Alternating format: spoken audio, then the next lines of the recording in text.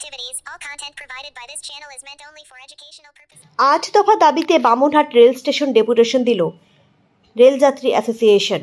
পরিকাঠামোর উন্নতি ও কোচ সংখ্যা বৃদ্ধির দাবি জানিয়ে বামুনহাট রেল স্টেশনে ডেপুটেশন দিল দিনহাটা রেলযাত্রী অ্যাসোসিয়েশন। আজ দুপুরে বামুনহাট রেল স্টেশনে পৌঁছায় দিনহাটা রেলযাত্রী অ্যাসোসিয়েশনের সদস্যরা। আলিপুরদুয়ার ডিভিশন রেলওয়ে ম্যানেজারের কাছে একটি স্মারকলিপি প্রদান করা হয়। সেই স্মারকলিপিতে 8 দফা দাবি জানানো হয়েছে। দাবিগুলি ছিল বামুনহাট শিয়ালদহ উত্তরবঙ্গ এক্সপ্রেসের একটি স্লিপার এবং একটি দীনদয়ালু অর্থাৎ জেনারেল কোচ বৃদ্ধি, শিলিগুড়ি দিনহাটা, শিলিগুড়ি বামুনহাট ডিএমইউ পুনরায় চালু করতে হবে, বামুনহাট রেল স্টেশনের 2 ও 3 নং প্ল্যাটফর্ম সম্প্রসারণ করতে হবে, বামুনহাট থেকে নিউ কোচবিহার রেলের বৈদ্যুতিকরণ দ্রুত শেষ করতে হবে সহ একাধিক দাবি জানানো হয়। এদিনের এই ডেপুটেশনে উপস্থিত ছিলেন বামুনহাট রেল স্টেশন দাবি সমিতির শুভঙ্কর ভাদুরী, দিনহাটা রেলযাত্রী অ্যাসোসিয়েশনের কনভেনর প্রফেসর ডক্টর রাজা ঘোষ, জয়গোপাল ভৌমিক সহ অন্যান্য সদস্যরা। ডেপুটেশন জমা করার পর সাংবাদিকদের মুখোমুখি দাবিগুলো বিস্তারিত জানান তারা। 2 দফা দাবি কিন্তু আমাদের রিজাম্পশনের দাবি, মানে অলরেডি ছিল, আমরা নতুন করে যাচ্ছি না। সেই দাবিটা মানে আবার সেই সার্ভিসটা হোক, যেমন জয়গোপালবাবু বললো যে লোকাল ট্রেন 4 জোড়া ছিল, এখন 2 জোড়া লোকাল ট্রেন চলছে এবং লোকাল ট্রেনকে এক্সপ্রেস হিসাবে চালানো হচ্ছে। লোকাল ট্রেনে 6.5 ঘন্টা টাইম দেওয়া আছে, এক্সপ্রেস ট্রেনের টাইম ইন্টারসিটি দেওয়া আছে 8.5 ঘন্টা, ভাবতে পারেন। এবং 10 টাকার জায়গায় 30 টাকা ভাড়া নেওয়া হচ্ছে, জল থাকে না, নোংরা হয়ে থাকে। তো এই দাবিগুলো, আর যেটা বললো যে আমাদের 2 দফা দাবি কিন্তু পূরণ হয়েছে। এলএসবি কোচ আমরা দাবি করেছিলাম, দিনহাটার 5 মিনিট স্টপেজ আমরা দাবি করেছিলাম, হয়েছে। কিন্তু এলএসবি কোচ দেওয়ার ফলে কি হচ্ছে, আমাদের কিন্তু একটা স্লিপার এবং একটা জেনারেল কোচ কমিয়ে দেওয়া হচ্ছে, তাতে 16টা সিট কমে যাবে।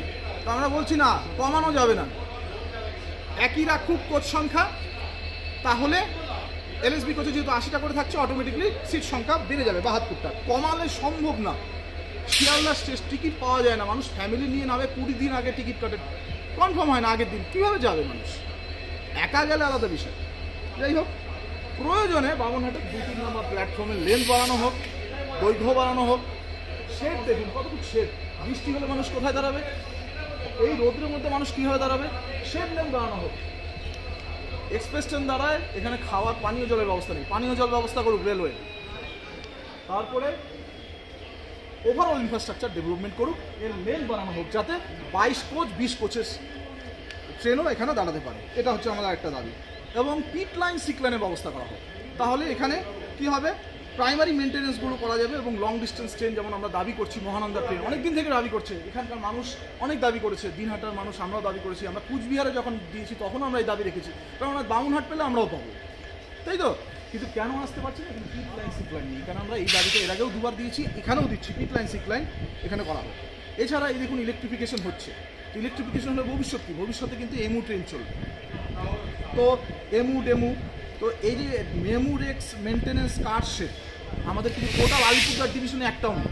তো আমরা বলছি আলিপুরদুয়ার জাংশন অথবা নিউ কুচবিহার একটা করা হোক, তাহলে কি হবে, এন্টায়ার ডিভিশনটা ইলেকট্রিফাইড হবে। এবং হেন্স মেমু কার শেড হলে কি হবে,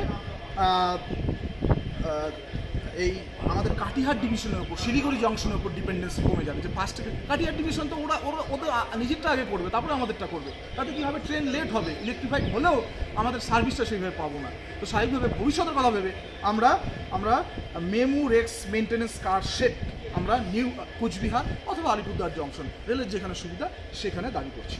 এবং এই ইলেকট্রিফিকেশন চ্যাংরাবান্ধায় প্রায় কমপ্লিট, হলদিবাড়িতে কমপ্লিট, মাথাভাঙ্গায় কমপ্লিট, জঙ্গল লাইনে সুপ্রিম কোর্টের অর্ডারে কমপ্লিট, গোয়ালপাড়া লাইনে প্রায় কমপ্লিট, একমাত্র দিনহাটা বামুনহাট নিউ কুচবিহারে কবে হবে আমরা জানি না। এই দাবিটা আমরা আবার রাখছি, কারণ এটা করলে যে আমাদের প্যাসেঞ্জারদের লাভ হবে তা না, রেলেরও অনেক লাভ হবে, অনেক প্রফিট হবে, এছাড়া পরিবেশও রক্ষা হবে এবং গতিও বাড়বে। এবং আমরা একটা ইন্টারসিটি ট্রেনের একটা দাবি রেখেছি, এবং দেখবেন বিকেলবেলা এখান থেকে 3:15 লোকাল ট্রেন ছেড়ে, তারপরে কিন্তু কোনো লোকাল ট্রেন নেই। আপনি নিউ কুচবিহারে যেতে চান, আলিপুরদুয়ার জাংশনে যেতে চান, নেই। তো এরকম একটা ওখানে ওই সময় আমরা একটা লোকাল ট্রেনের দাবি রেখেছি। এবং বামুনহাটে একটা পার্কিংয়ের ব্যবস্থা করছি, আমরা দাবি করছি।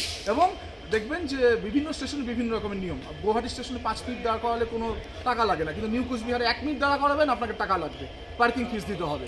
এবং এতে কি হয়, টোটোওয়ালারা হয়তো ঢুকছে না, আগেই নামিয়ে দিচ্ছে, একটা বোনাফাইড প্যাসেঞ্জার হ্যারাসমেন্ট হচ্ছে। তো আমরা বলছি এটা বন্ধ করা হোক।